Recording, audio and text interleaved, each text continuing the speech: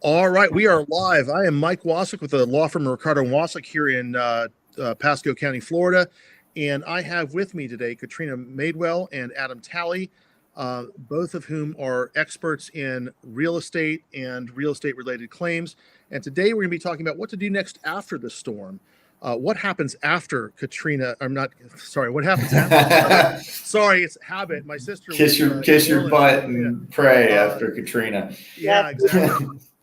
So what happens after Helene and Milton? What happens if you've got property damage? What happens if you've suffered losses that you can't, you don't know how to recover from? So, and Katrina and Adam will talk about that today. So I'm going to go ahead and swing it first to you, Katrina. Tell us what you are doing and what you're all about. So I'm Katrina Madewell, and I am a native Tampa girl here. I've never lived anywhere else. And so I've got almost 50 years here in the area. 33 of those were spent in the real estate and mortgage space. In that time frame, we've literally sold thousands of homes. So my experience goes pretty wide. I do a lot of court commission stuff where I get appointed for different things, and then a lot of our business is referred. So we're certainly seeing a lot of stuff after the storm, which we will get into whenever you're ready. But essentially, yeah, we're doing our best to bring stuff to Tampa Home Talk as well, because these are questions we're getting right now from people that were affected by the storm. And there's varying degrees, right, of how they were affected. People that have been completely flooded and can't move in at all, to people that had very minor property damage. Yeah, and Katrina, as a realtor here in Florida, one thing I've noticed about you the last couple of weeks is you've dedicated a lot of your time to making sure that people who need help are able to connect with the right resources to get the help that they need. And so that's something that we're all very grateful for. Yeah, our team has also helped out personally, because we made calls after the storms in areas that we know people might be hardest hit, based on what the news is reporting. And my daughter just last week literally took water and cat food and dog food to a client that could not get out of their home. It was completely flooded. Her car was submerged. And thank goodness we have a lifted truck, so we were able to take those resources to that client, because she can't get out and we don't know when they'll be able to get out. Well, that's great you're able to do that. And I'm sure that all of your clients are glad to know that you got their back. So Adam Talley, Talley Insurance, tell us about you and what you do. Yeah, so Adam Talley with Talley Insurance. So I'm also a Tampa native. Lived here for my entire life, except for when I lived in Tallahassee. Went to Florida State after graduating from Tampa Prep, and started my career on the carrier side. So I started at American Strategic Insurance. That is they got bought out after I left, but that is the homeowner's arm of Progressive. So you see Flo talking about the bundle. The homeowner side of that bundle is an ASI product. So started my career there, did work on the underwriting side as well as their agency side. And then in 2014, I switched over to our family business. So my dad started our agency in 1983. Oh, wow. So we've been around for 41 years, a lot of experience on that side. And, we sell property and casualty insurance. So that is basically everything that we're going to be talking about today, right? Home, flood, auto, commercial, all of that stuff. And, I have a lot of unfortunate examples that I've seen from the last couple of weeks where it's, we're talking total losses. Total loss is where you're starting from scratch. So, and I also brought some information as well, some specific examples on the FEMA 50 rule, which is going to affect a lot of people very negatively, especially those that can't afford to, come out of pocket for stuff or don't have the credit to get a construction loan. All right, and I'm sure we're all looking forward to that. Adam, I just want to say I'm grateful you're with us today, because Yes, I know there's a lot of people for whom insurance right now is a big question mark. Claims that are not going the way they hoped, and people finding out they don't have the coverage that they need or the coverage they thought they had. So that's going to be something that that a lot of people are going to benefit from. And I'm interested to learn more about the FEMA 50 rule. I've heard of that before, but I don't know a lot of details. So we're going to go into that as well. So with respect to both Milton, the numbers that I've heard are staggering. The pictures we've all seen are horrific. As many as 5 million homes lost power. I've heard as many as 22,000 homes that are completely, almost a total loss. And we know that hundreds of people died in those two storms. And so I guess one of the things, Katrina, I know that you came out right out of the gate and were like, I want to make sure that people in my, area, the people that can hear me, that they know that I can help them get help. So what is your experience right now in terms of, besides being able to, help out specific clients with, with the food and water they need and, get your lifted trucks in, but what else have you seen around here in Central Florida? So I'm going to talk about the FEMA 50 rule as well. And Adam, I know that you're going to be able to piggyback on this in detail as well. I've noticed there's a lot of different information out there depending on where you look. So some of the information that I'm going to give you today is directly from FEMA's website, so FEMA.gov. And the important part about this with the FEMA 50 rule is it says basically the property value of the building, you can only build back 50%, you can only spend 50%. The rehab costs need to be 50% or less, or you have to completely tear down and rebuild. And so one of the challenges we're seeing, right, our beautiful state has what they call Save Our Homes, that exemption, which means, let's say you've lived in your house for 20, 30, 50 years, you're going to be significantly tax assessed, right? That lovely trim notice that you just got from your property appraiser, there's an assessed value on there for just the building. And so generically speaking, that FEMA 50 rule is 50% of whatever that number is. Now, I will tell you, because there was so much information, I went online to FEMA's website to get this information because it's important. And what they're saying is that the key elements for determining substantial damage is the building value.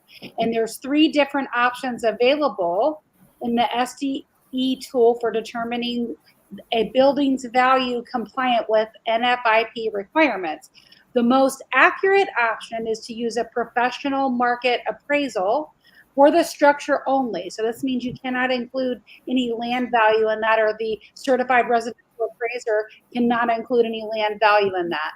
The best for structures are 1 to 3 years old. However, the burden of proof is on the property owners to provide the information of the market value estimates should be defensible and consistent. So what that means is you want to get a qualified, certified residential property appraiser that can give you a retroactive appraisal before Milton and Helene hit. So that's going to give you evaluation. And so property appraisers, when they go to a property, they're inspecting it for condition. They're inspecting it for upgrades. They're looking at a number of things when they go in there and they do a property appraisal.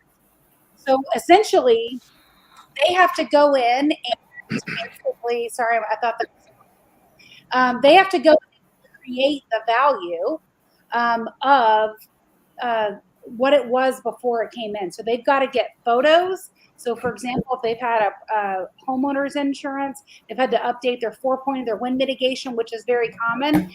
The appraisers are taking photos from that. If they did videos or photos before, like a lot of people said, tour your property in case there's property damage, you can prove to the insurance company what it was like before the storm hit. So the appraisers are using all of those things to do retroactive property values. And the reason why I wanted to start with this, Mike, is because some of the stuff that we're seeing right now is investors trying to swoop in and buy the property for land value only because homeowners think they have no other options. So a certified residential appraiser is key, and I'll give out the number in a little bit, how we can get you connected with someone great that can help you with that. The next best option is to use the adjusted tax assessed value for the structure only. That's what we just talked about a moment ago, which would have been on that trim notice that you just got last month. And then the third option is to use the SCE tools, computed actual cash value with depreciation rating entered by the assessor. So this is directly from FEMA's website, and it even says right on there that you have 3 options. The most accurate option is to use a professional market appraisal for the structure value. So let me jump in here on this one, Katrina, please. So yes, all of those things, if it's on the FEMA website, use the tools that are out there. However, there's some specific examples, especially if you live in Pinellas County, they've already put these letters on the property appraiser's website. And, the specific example I'm going to use, all right, is for a client. Okay. And keep in mind your flood policy, if it's an NFIP policy, only goes up to 250,000. Now she has wind damage, so she's probably going to be okay outside of that. But I have her dwelling limit on her homeowner's policy at 750,000. So for those that are listening, your dwelling limit is supposed to be essentially your rebuild cost, right? So this is straight from the Pinellas County Property Appraisers. It says FEMA substantial improvement and damage determinations require the use of just value developed by the property appraiser's office for the ad valorem taxation purposes be adjusted to approximate market value. So this is accomplished by dividing the just value of the structure by 0.85. So that means they're only going to give you 85%, right? This yields the following values, and this woman lives in St. Pete Beach. 432,000 for the structure. Extra features 96,000. Land 1.3 million. So the preceding valuation allocation to the structure would allow for improvements not to exceed 216,000. So think about that. A home that we're insuring for 750,000, according to the property appraiser's website, can't do any more than $216,000 worth of improvements. So, and for those listening, it's not just when you have a claim or anything else like that. This could be anything that you're doing. This could be upgrades that you're personally making.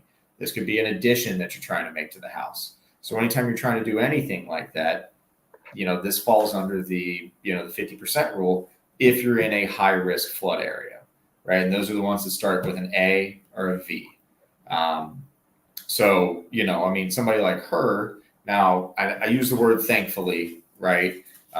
Very loosely here, but for her roof caved in after Milton, went straight from the second floor all the way to the foundation. So in her case, she has quite a bit of wind damage, right? And the wind damage alone should get her over the 216, which means that now they might not do a total loss on the policy. Total loss means they're just paying policy limits. But what that does mean is that should at least trigger her 25% that she has for ordinance and law, which is built into the homeowner's policy to, for the cost of, the added cost of coming up to the current building codes. Adam, can you elaborate on that a little bit more? Because I'm sure the person listening is going to, like you say, ordinance and law, and you know what that is, right. But the lay person doesn't understand that in depth. Sure. Yeah. So ordinance and law, as I've said, was for, it's built into the homeowner's policy, built into most homeowners' policies, right? We need to be very careful about that because there are still policies that don't include it. So you need to check yours.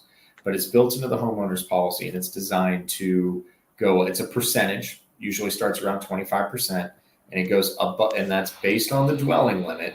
So that goes above and beyond the dwelling limit to account for the increased cost due to changes in county building codes, et cetera. And in this case, building codes would include raising the foundation up, or in her case, probably building a house on stilts.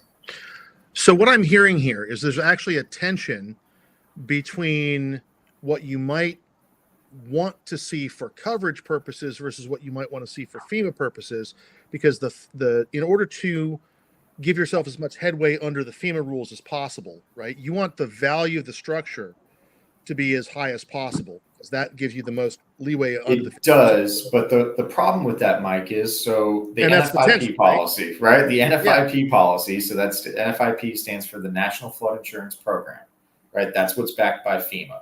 Doesn't matter. It doesn't matter if it says Allstate, State Farm, Progressive at the top of the page. All NFIP policies are rated exactly the same. So in this case, right, all of those NFIP policies, the maximum you can get for your building is $250,000. And on top of that, since that's what FEMA's max is, that's all your lender is requiring for your max. Now, but that's just for flood.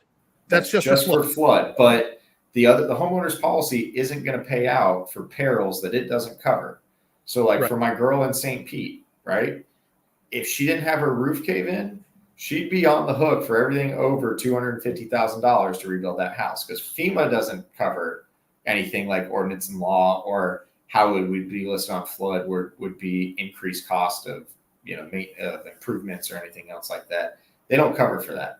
And most people don't buy excess policies. There's that one house in Davis Island, and I think there's more than one, that burned down after an electrical fire. When I had one burned down in Dunedin. The garage flooded, the house burned down, and so that would be a fire claim. Correct. Possibly, right? Depending on the policy. Possibly. Yeah. So you might have different limits for different types of damage. Correct. So Adam, question about the EV. So if you have an EV, right, the salt water flooded the battery, is your auto insurance doing this number with homeowners, or how does that shake out? Auto insurance has nothing to do with your homeowner's policy. Now, it's unfortunate that the car was inside the property, but the auto insurance is going to pay to replace the car. So for my guy, I had a guy in Dunedin, okay, and he had a lithium-powered golf cart, right? So the house went up in smoke. Now, he's also on the water in Dunedin, so he probably had 5 or 6 feet of water inside his house. And again, I use the word thankfully very, very loosely here, but for him, because he had a fire, he's probably going to get paid out, policy limits on the homeowner's policy. Now, they might come out and say, okay, well, we want flood to pay the $250 and we'll go up from there. But, in my opinion, right, and I'm not the adjuster, nor am I the carrier writing the check, but in my opinion, that's a total fire loss, right? Right. And we don't know what the flood did, because there ain't nothing above a foot on there. Now, he is taking it in stride. He told the homeowner's adjuster to just let himself in, when he's going to adjust it. And he Step told over the ruins. Yeah, he told the flood adjuster to wipe his feet before he went in. But, other than that, it's a total loss. And, in those scenarios, glad he had both coverages. But, he has a son across the street that's going to have, $300,000 or $400,000 worth of repairs that he's only flooded. So you're going to see both sides of that in the same family across the street from each other. So he's taking a hit for as much as $100,000 on top of, whatever because the flood goes up to $250. So he's paying everything in excess of that. At least. Now, he had some wind damage from Milton. He got denied for his wind claim from Helene, but best thing that happened there, they already went out and inspected it. So now they said, oh, no, you didn't have any damage from Helene. Well, now look at all this other damage. Right. It's a good thing he filed the wind claim, even though he got denied, because, now he can prove this is indeed from Milton and was not existing damage. Acting fast can be important. But Correct. Also what I'm hearing is the different types of coverage and the different limits from different, areas, from your carrier to the government to all these other interest holders. All of this is a maze that is almost impossible for the ordinary person to navigate without getting actual help. So I've probably spoken to every single client I've ever sold a policy to in Pinellas County, and most of them in Pasco as well, especially anybody on the water. And the advice that we give them, Katrina mentioned it earlier because we've talked about it on her show more than once. You need to do some pre-storm videoing, right? Okay. Video the entire house. If you have electronics that have, serial numbers, try to get the back of those if you can. Because that photos, really photos too. Well, the photos or videos, the reason I say video, and Leo and I mentioned it last time we talked about this a couple months ago, the videos, they can freeze frame them, and now that's like 2,000 photos for in 5 minutes, as opposed to snap. But the more detailed you can be, the better. And we tell them to do the same thing after the storm. So when they call us, I say, all right, file both claims. Even though you think it's just flood, file both claims, because you're not, you don't know what happened on your roof, and you never know what they're going to cover, right? And generally speaking, you do not have, historically speaking, they do not hold those prior wind claims against you when you try to go get other insurance, right? You may not get a claims-free discount, but the biggest problem with filing a bunch of, say, water damage claims, right? If you had a bunch of pipes break, nobody wants to insure you, right? But with the wind claims, it's a different story. So there's really no risk to doing that. So I tell them to file both claims, take all the photos you can.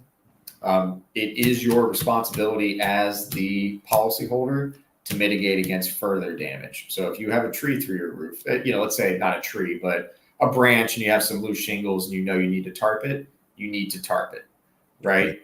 When it's water damage, you need to get a remediation company out there as soon as possible because, mold isn't covered by flood. And if you have, later discover mold on the homeowners, it's going to be limited to $10,000. It costs way more than $10,000 to get mold out of your house. Right. So you got to get that, that flood insurance, or you got to get that mitigation company out there as soon as possible. We refer a few out. So if you know you have a problem, you got to take care of it. Otherwise, you're jeopardizing future coverage. Right. And you need photos before. Like some of these adjusters are wanting to see the drywall. They're wanting to see photos. Yeah. Photos before you mitigate. Yes. Yeah. Photos before you mitigate. But don't start cutting into your drywall without taking photos of where the water was. That's not smart. And we advise them on that. But and it's not necessarily that it would affect coverage. It's that you wouldn't have enough afterwards to cover it. Right. So let's say you didn't mitigate against the flood, right? And now they come out and they do all this other stuff and you're like, oh, it must be fine. But then you find mold 2 years down the road. It doesn't take mold that long to grow in Florida, but let's just say that's what happens. Your mold limit's $10,000. So what are you going to do when it's $50,000 to repair it? Right. Like that's you're protecting yourself in that instance as well. So. And because people have suffered such a wide range of impacts, right? Where you've got people on the coast who might have lost their entire structure, people on Davis Island, again, houses burned down, your folks in Dunedin. And then you've got people who just they had maybe a crack in a window or a little bit of, a little bit of water damage, but not a lot. And so the people who didn't have the total loss, but had a minor loss, they're now on notice that they have some exposure and they have a duty to go in and say, if I've got something on my property, like a tree that needs to be trimmed, if I've got water encroaching on the back porch that maybe I should, put a drain in or, whatever it is, if I need to tarp my roof, they have to take steps to protect themselves from future damage. Otherwise, they might not get the relief they need in the future. They might not get the coverage they need in the future. So for the only one I would say that is accurate in that would be like you have some missing shingles and you're trying to prevent against, water coming in through the attic. Then you need to tarp because that kind of falls under what you're talking about. The stuff with the water approaching your house and everything, I see that more as in a gray area because nobody's there to tell you, you don't currently have damage. So how would they know? Right. Right. And protect yourself because when we talk about this all the time on Katrina's show, you have a deductible no matter what, right? So if it's something that you can easily do, save yourself the $5,000 deductible because you got that coming out anyways. You'd rather have no damage than covered damage, right? Correct. But it's not one of those things where they come out, well, you should have known and we didn't do this. It's it's one of those. Now, tree trimming, you should do that regularly anyways because that that's what we've talked about before when we had the tree guys on. I mentioned that every time is my tip when we do it is you have a deductible. And in hurricane, typical policy, 90% of them, they have a 2% hurricane deductible. So, let's say an average of a $500,000, dwelling limit on a house, that's a $10,000 deductible. Might as well pay the $1,000 to have the tree guy come out. It doesn't make sense, right? Yeah. So, that's the issue there. Yeah. One other thing we're seeing too, Mike, which is interesting, is Sarah Cricky with a mortgage firm, which is one of our partners, has given information where they are financing, I believe some of them even at 0% interest. SBA is doing things where if they need to repair their home, but say it's not covered, right? It was flood. They are able to get loans that they can afford in order to repair their home. And some people, depending on the amount of damage, another strategy is, can you afford to buy a new primary residence that could be your future investment property, right? So it could be a way to build your portfolio unintentionally, but if you can't live there, it's definitely your primary residence. Buy something small that you could rent out easily in the future. It's a great way to build your portfolio, even though you might not have thought about that or planned that, just based on the situation. Yeah. So, and that's definitely a long game thinking. Like I'm building my portfolio while I'm rebuilding my primary home. So I think that is something that there's some people who are going to find that appealing. Others, I know there's other people who are just like, I'm wiped out and I just need to get back, to where I was. Well, some of these homes, Mike, just aren't habitable, right? There's no electricity running. It's just, they're not habitable at all. No, I know people in that situation right now. People north of us who, and I know somebody in particular who is living in a trailer on their property because their primary home is flooded, and they're trying to mitigate damages, and they didn't have flood insurance, and so now they have to weigh their decisions going forward. Do we try to rehab the primary house, which was built 50 years ago, or do we tear it down and try to rebuild, get a new loan? So they've got to weigh a lot of different options because they didn't have coverage for flood damage. In fact, there's a lot of places kind of on the interior where the initial storm didn't do any damage or it didn't do much, but the subsequent flooding after all the water drained out of other places where we had surges or where we had excessive rainfall that wasn't expected, kind of like what happened in Asheville, North Carolina, where the rainfall was, created flash floods, and people who weren't in flood zones didn't expect flooding, got secondary flooding because that's where the water was coming from.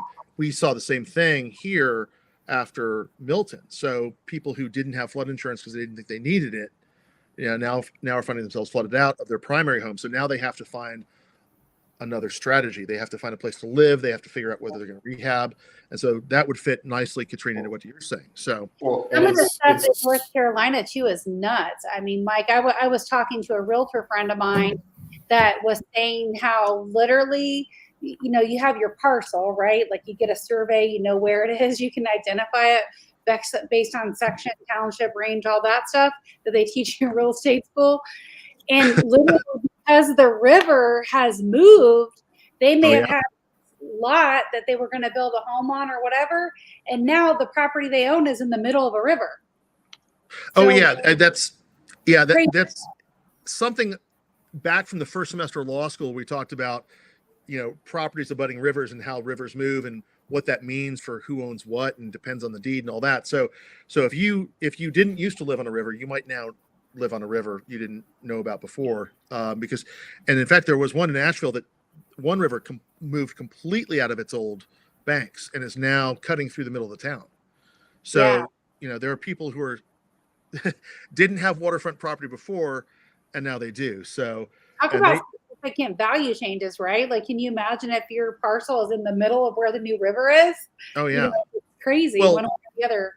New values, new risk. I mean, you've got all kinds of situations with that. So, depending on where you live and how the waters have changed around you, you might need to go get that valuation reassessed, get your risk reassessed, get new coverage reassessed.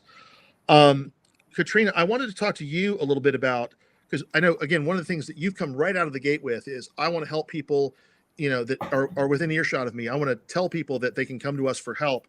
And other than the personal efforts you all have made, have you been able to connect people with other sources of relief? I know that, for example, people who lost food, I know that Feeding Tampa Bay at Metropolitan Ministries, they both have relief efforts. I know Red Cross. I've gone to all their websites and they all have a big red help me button. And I'm wondering what you have found in your efforts to connect people with the aid that they need after the storms. The biggest thing that we are doing in that respect, other than the little things we can do to help, as you mentioned, Mike, is really just connecting them with the right people to get accurate information to protect what's probably their biggest asset, right, that they own. Right. So, for example, with what I was just speaking at, if they're looking at assessed value compared to an actual appraised value, it's going to be significant. So it's going to be connecting them with appraisers that can get them that accurate information so that they can, because again, the onus is on the homeowner, right? Right. To prove footprint. That burden of proof is on them. So we're connecting them with the right people that are certified, that can give them an accurate appraisal, and also connections they need, like with lenders and things like that, that can help them with a loan to rebuild on the cost. I would imagine, going back to what you said earlier, Mike, some of those guys like Lazy Days and the people that sell the RVs, they're probably wiped out. I mean, there's probably so many people that have bought everything that was available because they don't have another option other than to live on their property in an RV or a mobile home of some sort. Oh, and the car market's about to go crazy between used cars, used cars that did not get flooded, and then new cars that are rolling off the line, and then trying to find a used car that you can certify wasn't actually flooded. It's going to be very, very expensive to buy either a new or used car, probably for the next 18 months, I think, here in Central Florida. And if you do buy one, you probably want to buy one from out of state because you have some, faith that it might not be a flood title, just where the car was totally trashed or totaled and then resold without that information. So getting accurate information about, the relief that's available to you and about the appraisals and all that is super important, especially if you have to replace a car, for example. And I was wondering too, because that reminds me that there has been a lot of misinformation out there about some of the relief available to people through FEMA, through other sources. What are you doing? What are you seeing? And Adam, you can chime in too here if you have ideas. What are you seeing in helping people find the most accurate information that they can rely on to make sure they're getting the help they need? On the FEMA claims, just to piggyback on that, Mike, a lot of people started making these claims, right, because of things they saw on social media. So essentially, appeal it. You have to appeal it in order to get FEMA's attention and hopefully get some money to help yourself out of it.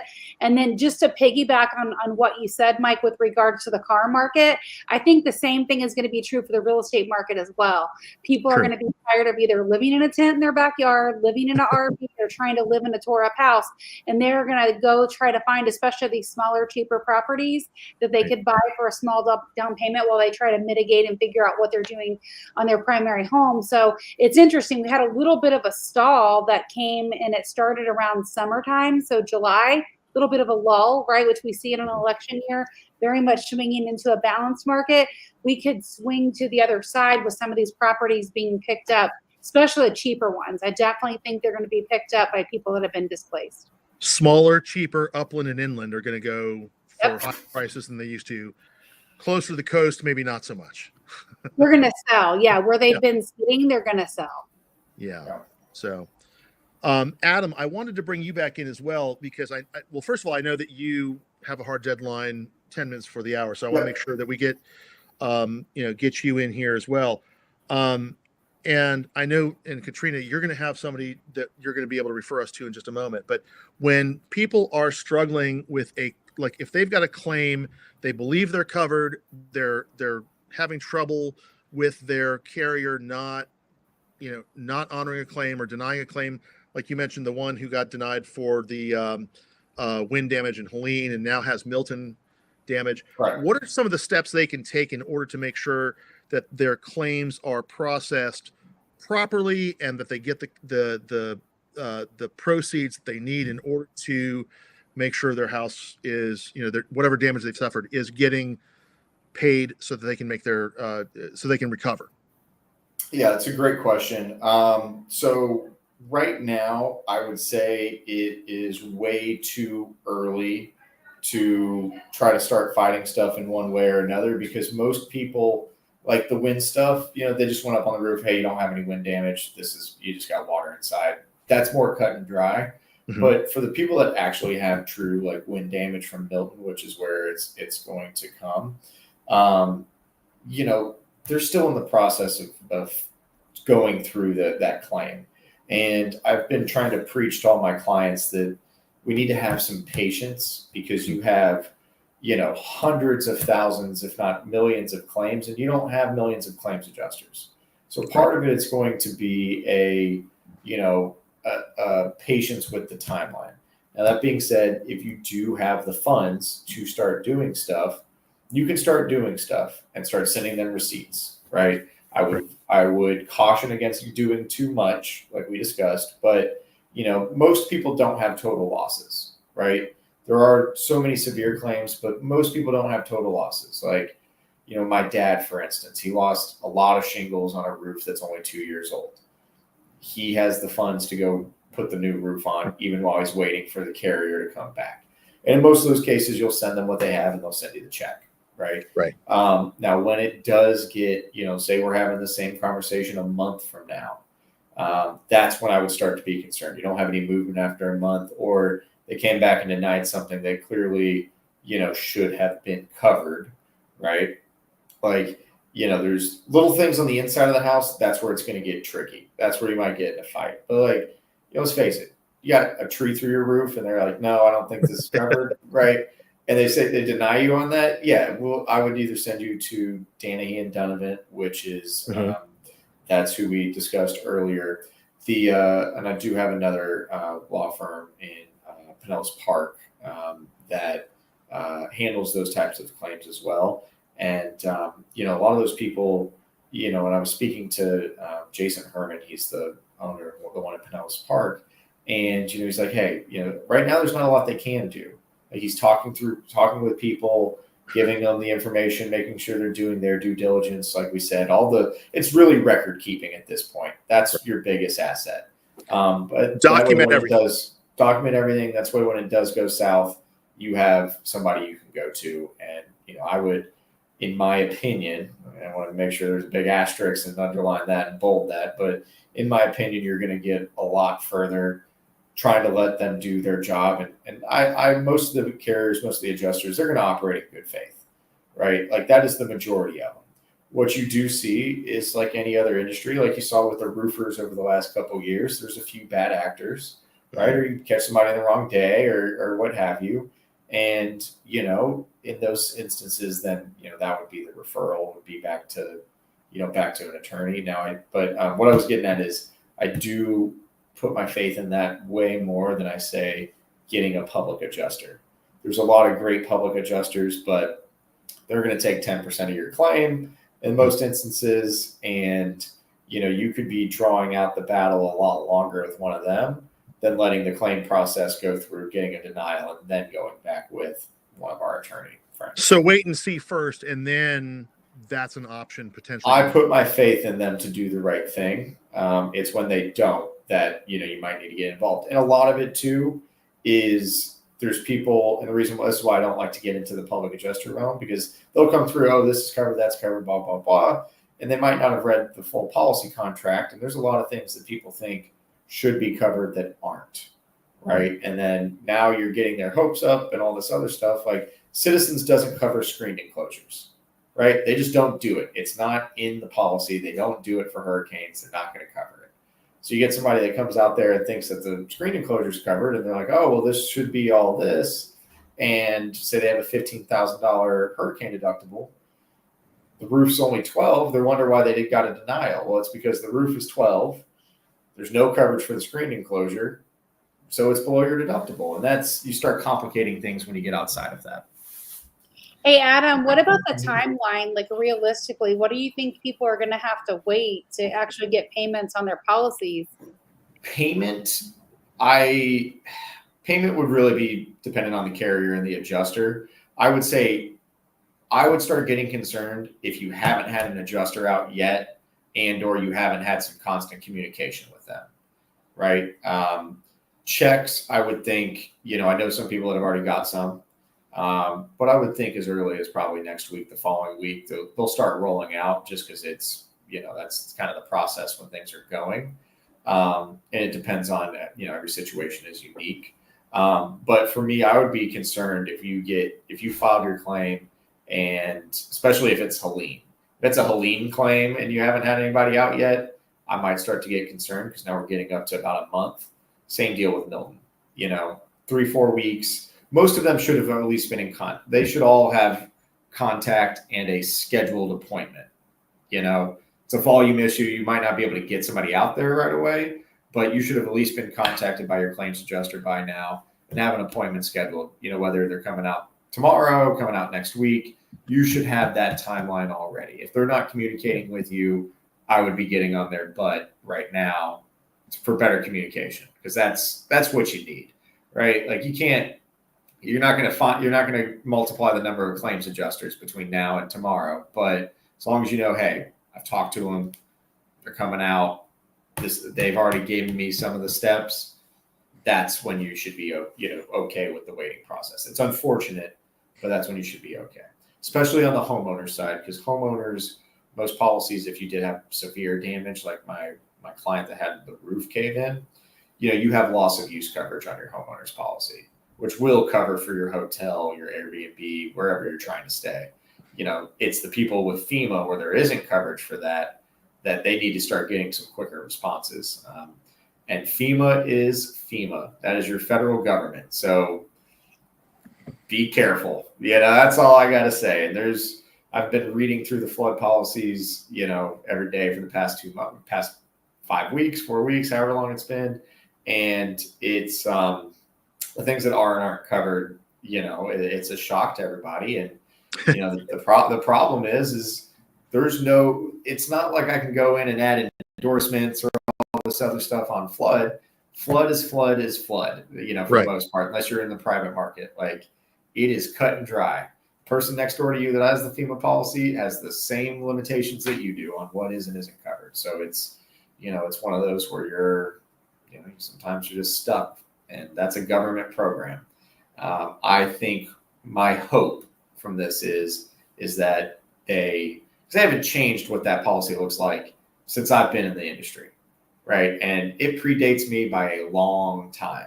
Like a $250,000 max for your building is it's unacceptable in my opinion. Like, right. For now, that's true. Yeah. Especially in 2024. I mean, that means 85% of the properties are underinsured, at least. You're talking a very, very, very basic home. I'm talking basic. Like, we're not talking baseboards and crown molding or anything. We're talking as basic as it gets. A very, very basic home. You're talking $200 a square foot to rebuild. There's not a lot of 1,200 square foot houses out there, So, Adam, one of the things I'm hearing from you is it's very, very important to understand what's in your private policy as well as understand their federal policy. But that's something that I would imagine that whenever someone comes to you and says, I want to insure my home, that's something you probably take a great deal of time going through and tell them, this is what's covered, this is what's not. Here are your limits. Here's what that limit will cost you. And here's how you dial that up and down if you want that value. We try to do our best, right? And we have some people, I will say, you get a lot of attorneys and engineers, and they are the most inquisitive people out there. So they know what they're buying more than anybody else. You get some other people and they're like, yep, just ask me the questions. Let's get over this. I'm like, no, it's important. And I don't sell it to them unless I've gone over coverages, at least the basic ones. But I would say the most important thing for people to take out of this is look beyond your deck page. Okay, your deck page is 3 pages long, and it'll have all these little codes for the endorsements, but it doesn't have what those are. Okay, the most important thing I think everybody should take from this is read your checklist of coverages. If you read your checklist of coverages, it's a long list of things, and it'll have a Y or an N next to it. Y means yes, it's covered. N means no. Now, you're never going to be 100% insured for everything. That's impossible. And the older your house is, the less likely you are to have it be insured for most of the things you want. That's just the nature of the beast, right? But if you look through that thing and you read it all the way, that should at least tell you the questions that you need to ask, right? And nobody does that. I mean, few people do that. Our dear friends that are attorneys and engineers do. But it's that's really where I think you can glean a lot of knowledge and have better questions than just starting to ask, well, is this covered? Is that covered? Is this? Because I'm not going to go through that with you. I get in a lot of trouble, from an agent standpoint, telling you what is and isn't covered, because if I say something's covered, right, whether it's covered or not, you're on the because I'm the agent on the policy. So, it's a lot of, this is how it should apply. This is what I've seen historically. But let's the go more to the checklist though, right? the Let's more, read. go to the checklist, and the more specific you want to get, the less specific my answer will be. But the general stuff, they're like, hey, well, what happens here? Well, yeah, if lightning strikes and your house burns down, this is the limit for your dwelling. This is the limit for your contents. We try to keep it on the basic things that we know are covered or should be, right? Lightning strikes, house burns down, that's covered, right? But I can't say fire, because if you set your house on fire, arson is not covered. But if I told you fire's covered and I didn't get specific on it, that's a problem there. Then some lawyers coming after you, right? Yeah. Correct. So that we try to keep it on that. I try to keep it to the large scale specific things that we know and those are generally, that's the day-to-day fear for people, right? Like, if your house is over 20 years old, I guarantee you probably have limited water damage coverage. So I try to go over that with them and say, hey, if a pipe breaks, this is what you have, right? And there's really not another option, right? If I find another option, you might be paying 2 or 3 times more. So Adam and Katrina, you may. And I can extend for about 10 more minutes, Mike. Okay. What happens when someone doesn't have the coverage that they think they do, and they're not covered for an event like the storm, where they might think they had flood or they didn't, or some other event during the storm happened that they weren't covered for? What options do they really have at that point? If coverage isn't available, are they just totally out of luck? It's like car insurance. I mean, it's like car insurance. If you don't have full coverage and then you go out and you get in an accident, no one's going to be writing a check to replace your car, right? It's no different with your home. Going back to what you said, Adam, I mean, the NFIP limits are $250,000, yet the median home price in Tampa Bay is $400,000. Well, it'd be rebuild cost, not home price, but and you got to think there's mitigation attached to that too, right? So but rebuild costs are going to go through the roof with all the. I mean, they will. Contractors will be busy, and it's location specific too. Right. So I live in Seminole Heights. Mine might be, my house is more semi-custom to custom, so mine's probably $300,000. If you put that house on the beach, right? Same house, same 1,600 square foot house. It's probably $400 or $500 a square foot. Right. One of the other things that's probably important to caution people against, Mike, and we're seeing this too, and Adam, you may have heard some of this as well, but people, even with minor damage compared to extensive damage, when you have this amount of people that are affected by a storm, it is very, very, very hard to get contractors out there to move in a timely manner to even get estimates. And so what happens is you have all these people coming in from other areas, and a lot of them are taking payments and then disappearing. Like you're seeing this stuff already being reported on the news. So I would caution you to be careful on who you're talking to. If you can go to somebody like me or a neighbor or someone that you trust, see if there's someone they've used that they know or local that would be a good resource, so that it's not some fly-by-night person that may not even be licensed that are scooping into our areas trying to take money from homeowners that are already in a terrible position. You want to make sure that whoever uses licensed, insured, and bonded, right? They're not just swooping in from somewhere else. And reputation, where are they out of? Are they in this area? Or did they never hire one of those people that's driving down the road knocking on doors. That is my biggest tip I can give you. Never ever do that. And like Katrina said, go on their website. Are they local? Are they a Tampa-based company or an Orlando-based company? Somebody close, right? I would, no offense to anybody listening from Miami, I would caution against anybody from South Florida. Okay. That's where a lot of our, it's like we talked about. Well, they're not from here though, right? They don't have a reputation. It's a small percentage, but a lot of the fraud that we've seen in the state started in Miami and trickled up north. So I have a personal, think twice about anybody from down there. Well, back to what you said, Adam, if they're knocking on your door, they're probably not that good. Right? Oh, I had somebody knock on my door last week, and he's like, "Hey, I think you might have roof damage." And I gave him a very stern conversation about what I do and what he needs to do and how quickly he needs to get away from my property. And I let my Doberman answer the door with me. So yeah, anyone who's good is not going to be knocking on doors. They're already busy. correct. So you're gonna need to knock on their door. So correct. And like I said, be patient. Get a referral. They're all trying their best. Like most of these people, they're doing their best. They're as overwhelmed as the rest of us that are in the industry are right now. And I'm still working on emails from Friday.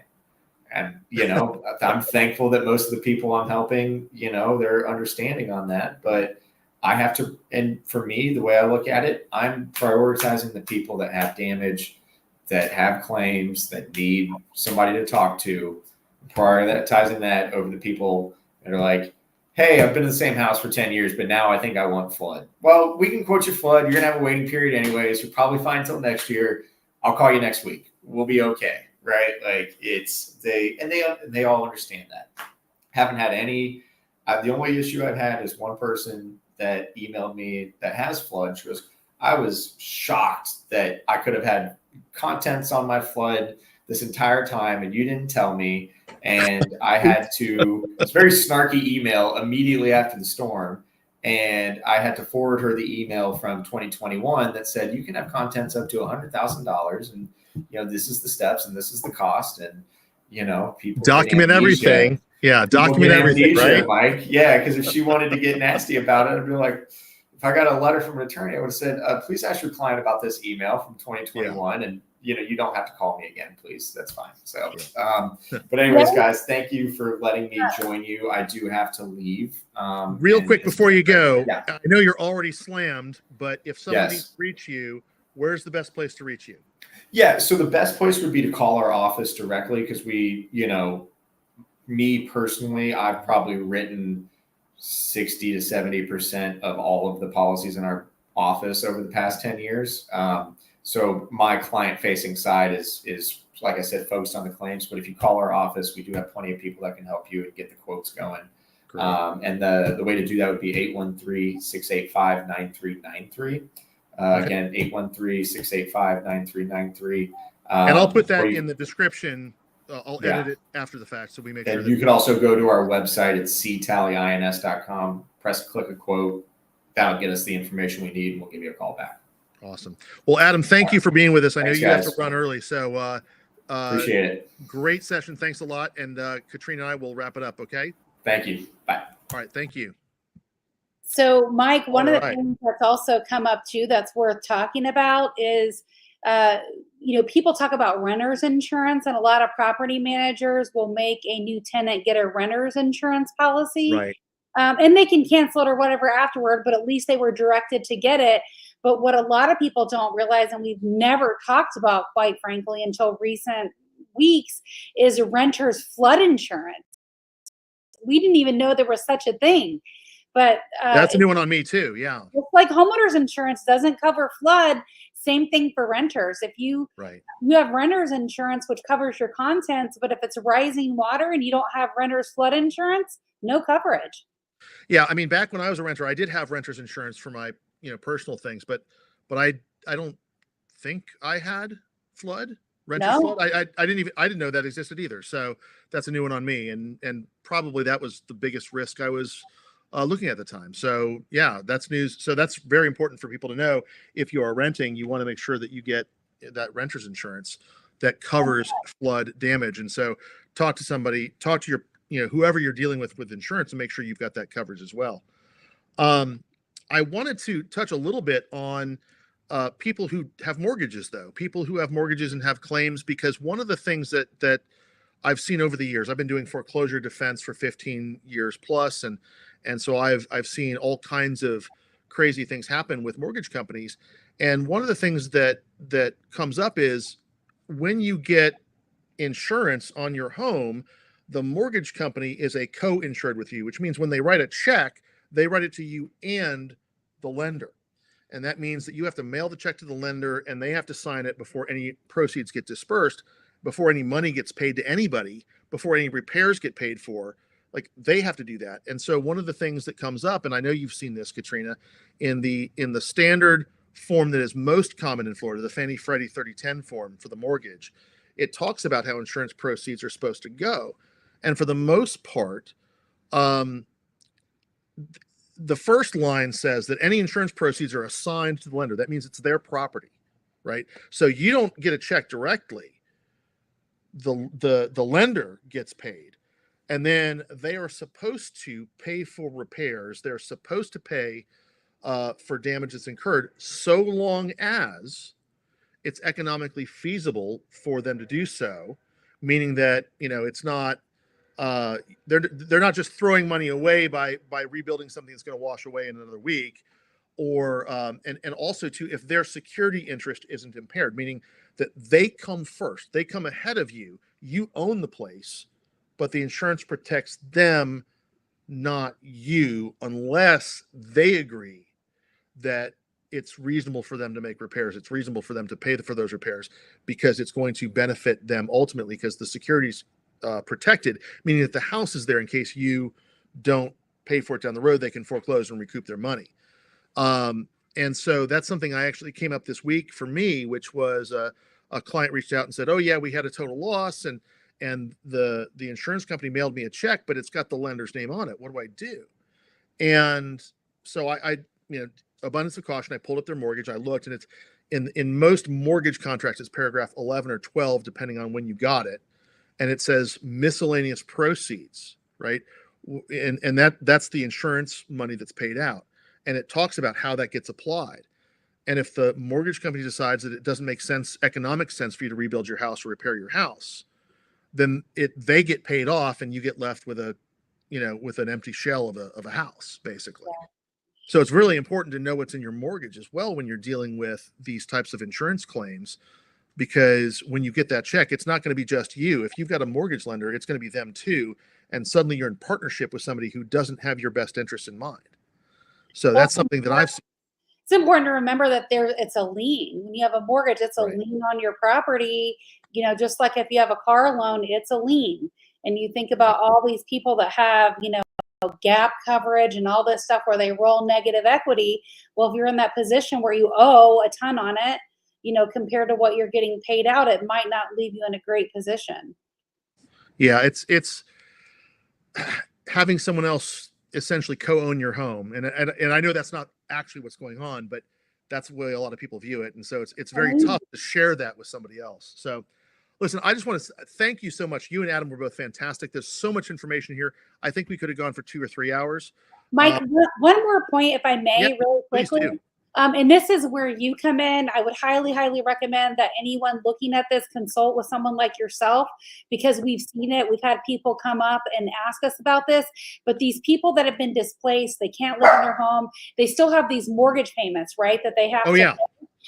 The forbearance may be a good option, but be very careful in this language, because a lot of the forbearance options we're seeing, all they're doing is deferring that for 3 months, and then they want all the money. And that could put people in a very bad position financially if they don't have the money at the end of 3 months and they're looking at additional costs to repair it. So before you sign any of that, make sure you know what you're looking at. Absolutely. Don't do that without having a careful legal review, because we saw that in the pandemic where people got forbearances and they thought they were just moving money to the end of the loan. And then at the end of the forbearance, whether it was a year or 6 months or whatever it was, they were surprised because suddenly the mortgage company wanted them to pay for the entire, amount that they had been postponing, instead of moving it back to the end of the loan, which almost never happens. Right. They were forced to refinance or get a loan modification or enter payment plans that not only were not what they expected and doubled their mortgage payment or whatever, it was also hitting their credit. And that was a disaster too. So even though they weren't really supposed to do that, it did happen. And so we saw a lot of that as well. Now's the time we're going to start to see that, right? Because people make their October payment, November is rolling around, their house is torn up. So they're having to figure out some options because they're likely already paying for housing right now, whether that's Airbnb or whatever. So just be careful about signing anything with your bank. I always say it's like making a deal with the devil. You got to read the fine print. Definitely so. And I've seen every time a hurricane goes through any part of Florida, I've seen some of that. People are on the short end of the stick, again, because they don't know what they're signing. They don't realize what they're agreeing to because somebody on the phone tells them one thing, but the papers say something totally different. So it's important to know what's in your contracts.